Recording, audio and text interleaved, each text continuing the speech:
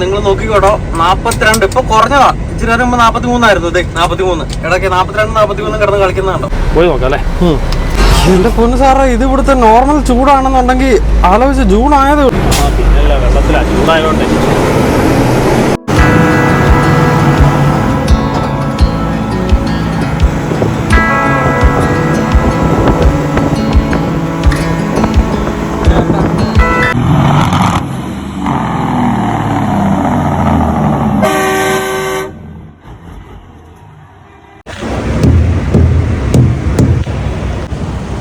നമ്മളിവിടെ ഒരു ലൗസ് കണ്ടെത്തി, ആ ലൗസിൽ നിർത്തി ഷിഫ്റ്റൊക്കെ ചേഞ്ച് ചെയ്തു കേട്ടോ.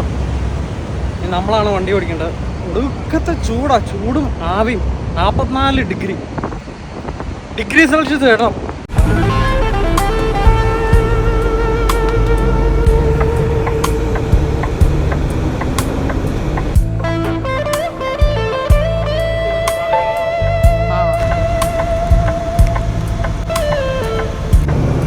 അങ്ങനെ തിരിച്ചുള്ള നമ്മുടെ യാത്ര വീണ്ടും ഷിഫ്റ്റ് മാറി നമ്മളെ ഏറ്റെടുത്തിരിക്കുകയാണ്. നമ്മളിപ്പോഴും ഫ്ലോറിഡയിലാണ് ഉള്ളത് കേട്ടോ. ഫ്ലോറിഡയിൽ നിന്ന് നമ്മളിപ്പോൾ ജോർജിയ കയറും. ജോർജിയയിൽ നിന്ന് south Carolina, north Carolina, Virginia, west Virginia, അങ്ങനെയൊക്കെ നമ്മൾ വന്ന വഴികളിൽ കൂടെ തന്നെയാണ് നമ്മൾ തിരിച്ചു പോകാൻ പോകുന്നത്.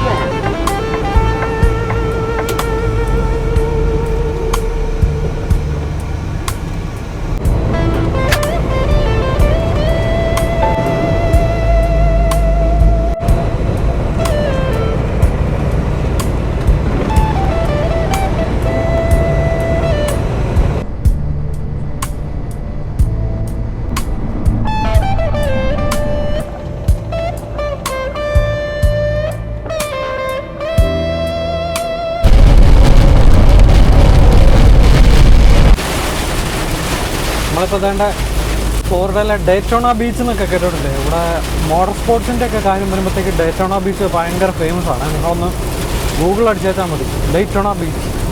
കറക്റ്റ് നമ്മളിപ്പോൾ ഡേറ്റോണ ബീച്ചിൻ്റെ എക്സിറ്റില്ല, ഇൻ്റർസ്റ്റേറ്റ് 95 നല്ലൊരു മഴ കൊടയെന്ന് പറഞ്ഞുകൊണ്ട് വന്നിട്ടുണ്ട്.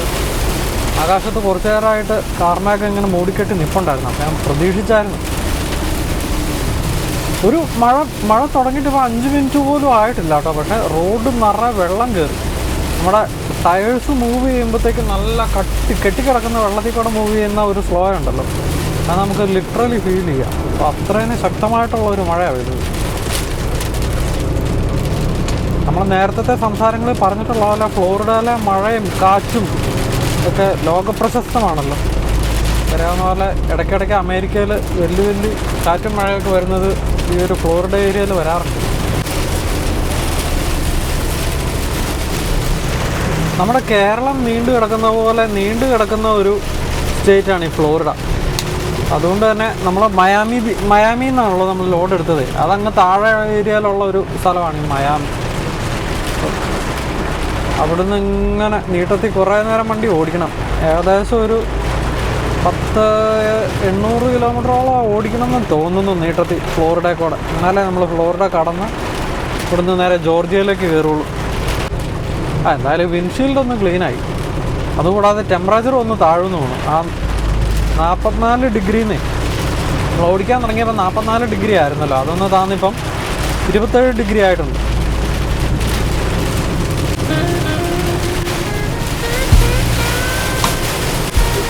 ഞാൻ ഇന്നലെ രാത്രിയിൽ ഇങ്ങോട്ട് വന്നപ്പോഴാണ് ശ്രദ്ധിച്ചത്, ഈ നമ്മൾ ഫ്ലോറിഡയുടെ അപ്പുറമുള്ള സ്റ്റേറ്റ് ഉണ്ടല്ലോ ജോർജിയ, ആ ജോർജിയയിൽ പോലീസ് ഉണ്ടല്ലോ നമ്മുടെ ഫോർഡിൻ്റെ മസ്താങ്ങുകളാണ് ഹൈവേ പെട്രോളിന് വേണ്ടിയിട്ട് ഉപയോഗിക്കുന്നത്.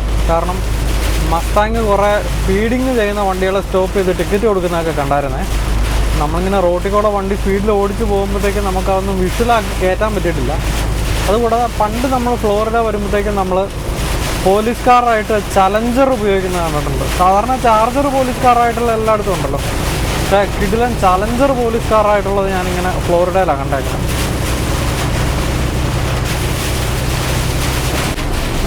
ഒടുക്കത്തെ കാറ്റുണ്ട് കേട്ടോ, ഒടുക്കത്തെ കാറ്റുണ്ട്, മഴയുണ്ട്. ഇങ്ങോട്ട് വന്നപ്പോഴത്തേക്കും ദേവചാച്ചൻ പറഞ്ഞേ ഉള്ളൂ, പണ്ട് ഫ്ലോറിഡനെ കുറിച്ചുള്ള ഓർമ്മ പറയുമ്പോഴത്തേക്കും ഇതാണ് ഓർമ്മ വന്നേന്ന്.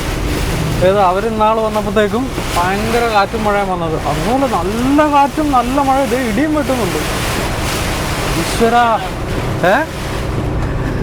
നിങ്ങൾ പറഞ്ഞ കഥ പറയായിരുന്നു. കാറ്റും മഴയേ. നിങ്ങൾ പേടിച്ചു പോയോ? ഭയങ്കര ഒച്ചയായിരുന്നോ അതോ?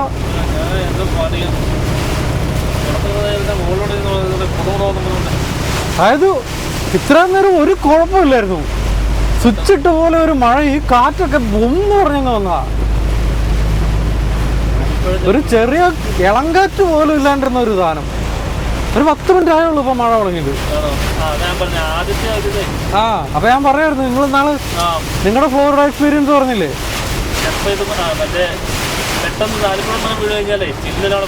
ഓ ആലിപ്പോ, ഓ ആ കാറുകാരൊക്കെ പെട്ടെന്ന് സൈഡിലേക്ക് ഒതുക്കി, ഒന്നും കാണാൻ പറ്റാഞ്ഞത്.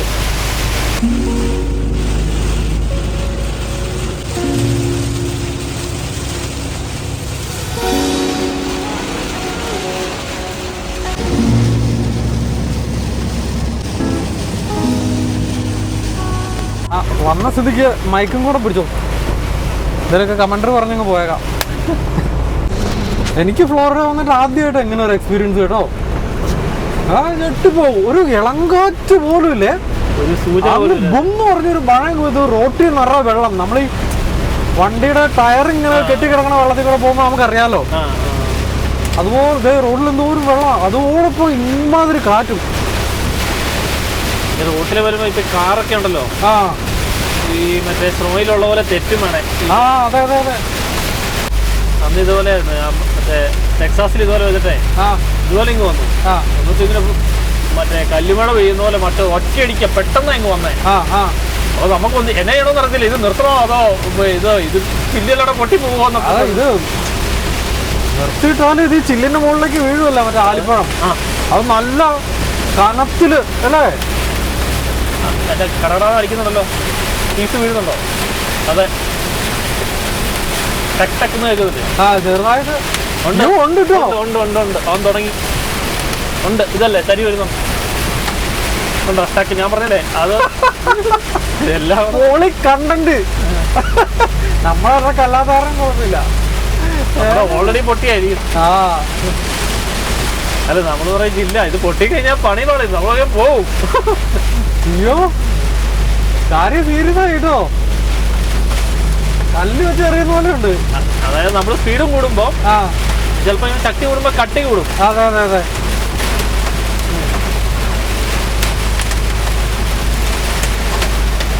ഉണ്ടോ ചേട്ടാ? വീഴാൻ തുടങ്ങി. എന്ത് ചെയ്യണ്ടേ? പോയി പോയാൽ മതി. ഫോർവേഡ് പോകും, ഫോർവേഡ് വയ്യ അങ്ങ് പോവാ അല്ലേ? കാരണം ഇവിടെ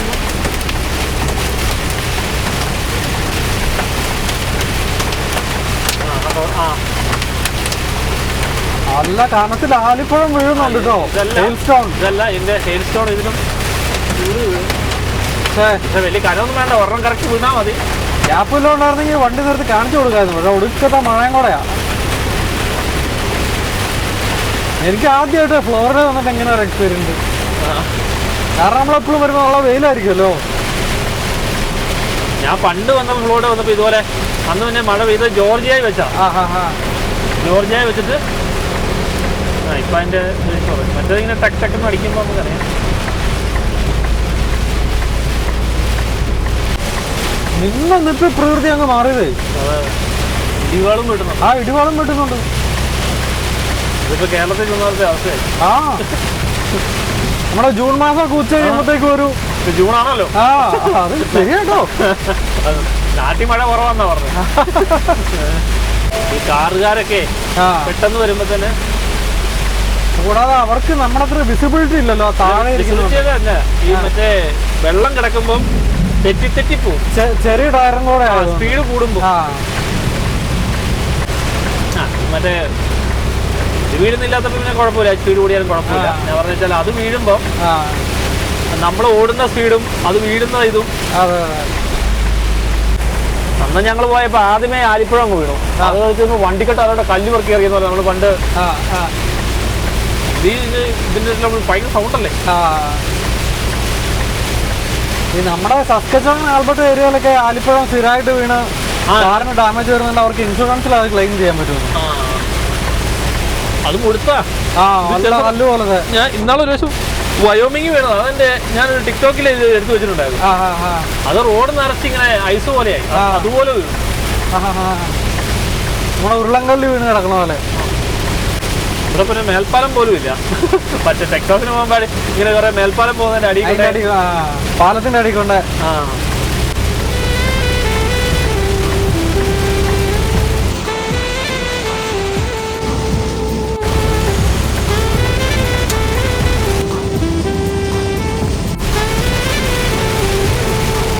നിങ്ങളെങ്ങനെ എണീറ്റേ? ഈ മഴയുടെ ഒച്ച കേട്ടാണോ അതോ ഞാൻ വർത്താനം പറഞ്ഞ ഒച്ച കേട്ടാണോ? അല്ല, മഴയുടെ ഇങ്ങനെ സൗണ്ട് പെട്ടെന്ന് തന്നെ ഇത്രയും കാറ്റ് വല്ലതും ആണോ എന്ന് ഓർക്കുന്നില്ല. കാരണം ഇങ്ങോട്ടൊക്കെ കാറ്റുള്ളതല്ലേ.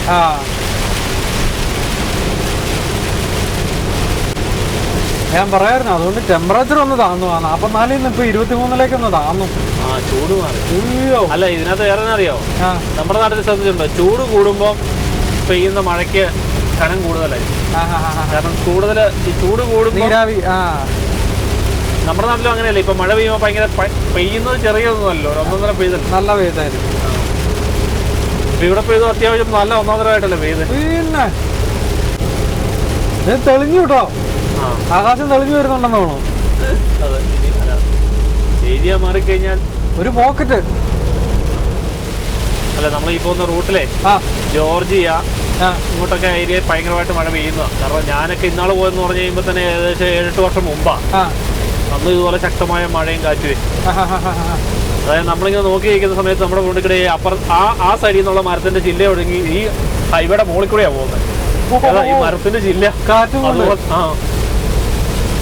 ശരി, നമ്മുടെ നാട്ടിലും മഴയും കാറ്റുള്ളപ്പോ ഈ റബ്ബറിന്റെ മരങ്ങളൊക്കെ ഒടിയുന്ന പോലെ കമ്പൊടിഞ്ഞ് നേരെ റോഡിലേക്ക് വീണല്ലേ. ഇത് റോഡിൽ വീഴുന്നില്ല, പറന്ന് പോവാ, പറക്കുക. മറ്റേ നമ്മൾ ഈ കാണുന്ന പോലെ ഭയങ്കര, അത് നമുക്ക് നിർത്താനും പറ്റത്തില്ല. ഇത് എവിടെ നിർത്തുമെന്ന് അറിയത്തില്ല, കാരണം അതുപോലെ നമുക്ക് ധൈര്യം കാണത്തില്ല.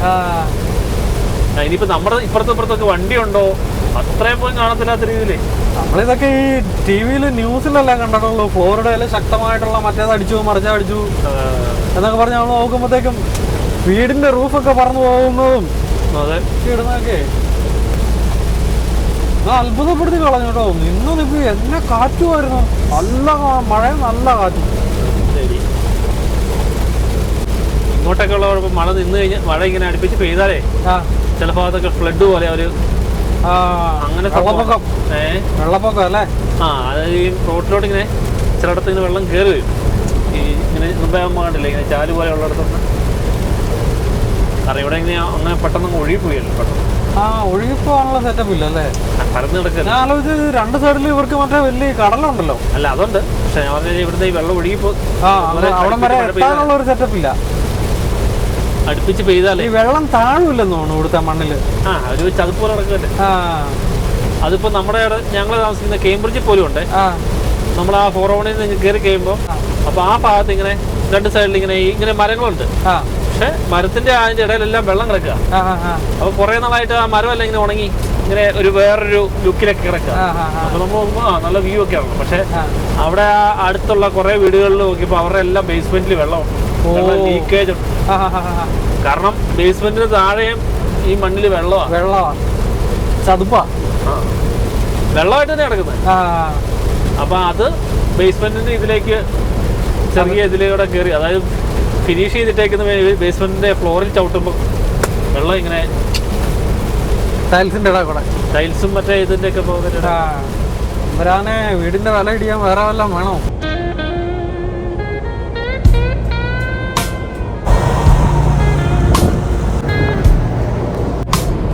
നമ്മൾ ഫ്ലോറിഡയിലെ ജാക്സൺ വില്ലിനോട് അടുക്കുന്നു കേട്ടോ. എൻ്റെ ഇടയിൽ മഴ പയ്യെ അങ്ങ് മാറിയായിരുന്നു, തെളിഞ്ഞ ആകാശമായി, മഴക്കാറൊക്കെ അങ്ങ് പോയി. ഞാനിപ്പോൾ വീണ്ടും ക്യാമറ ഓൺ ചെയ്തതിൻ്റെ കാരണം വേറൊന്നുമില്ല. കുറച്ച് നേരം മുമ്പ് ജോർജിയയുടെ ഹൈവേ പെട്രോൾ മസ്താങ് ഉണ്ടെന്ന് പറഞ്ഞായിരുന്നല്ലോ. അപ്പോൾ ജോർജിയയ്ക്ക് മാത്രമല്ല, ഇവിടെ ഫ്ലോറിഡയുടെ ഹൈവേ പെട്രോളിലും മസ്താങ് ഉണ്ട് കേട്ടോ. ഞാനിപ്പോൾ ഹൈവേയിൽ ഒരു വണ്ടീനെ പുൾ ഓവർ ചെയ്തിട്ട് പോലീസുകാരൻ ഡീൽ ചെയ്യുന്നത് കണ്ടു. അപ്പോൾ അതും കൂടെ പറയാൻ വേണ്ടിയിട്ട് ഞാനിപ്പോൾ ക്യാമറ ഓൺ ചെയ്തതാണ്.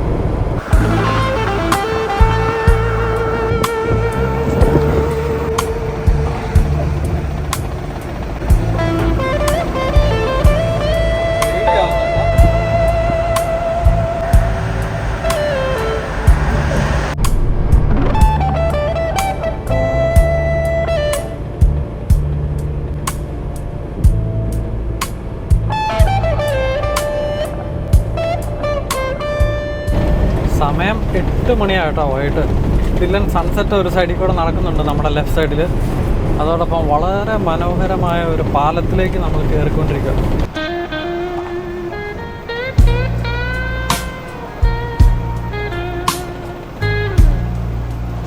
പാലത്തിൻ്റെ മുകളിൽ കയറുമ്പോഴത്തേക്കും പേടിയാവുന്നു. നമ്മൾ ഒരു പൊക്കത്തിൽ നിന്ന് ഇതിൻ്റെ ഈ സൈഡിൽ കൂടെ കമ്പികൾ നമ്മുടെ സൈഡിൽ കൂടെ അങ്ങ് പുറകിലേക്ക് പാഞ്ഞു പോകുന്ന ഒരു ഫീലുണ്ടല്ലോ. എൻ്റെ മോനെ,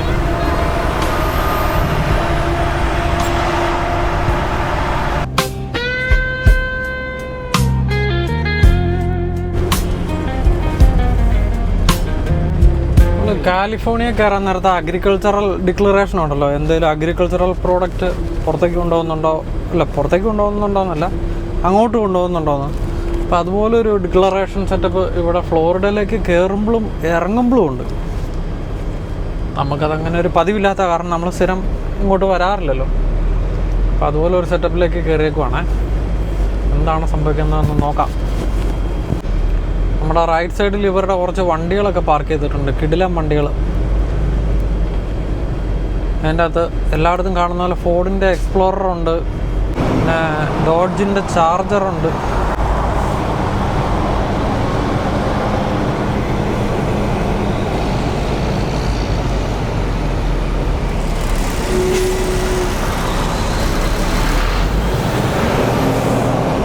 ഒന്നും പറയേണ്ട ഒന്നുമില്ല കേട്ടോ.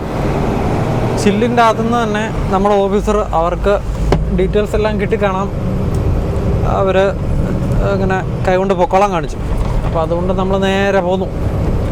തിരിച്ച് നമ്മുടെ സ്വന്തം റോഡായിട്ടുള്ള ഇൻഡസ്ട്രിയൽ 95ലേക്ക് നമുക്ക് കയറാം. നമ്മുടെ യാത്ര തുടരാം.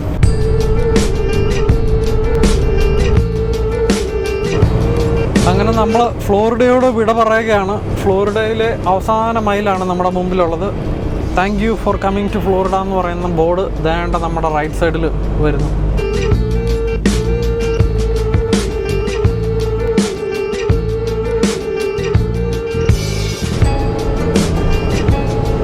ഫ്ലോറിഡയോട് വിട പറയുന്നതോടൊപ്പം തന്നെ നമ്മൾ ജോർജിയ എന്ന സ്റ്റേറ്റിലേക്ക് കയറുകയും കൂടെയാണ്.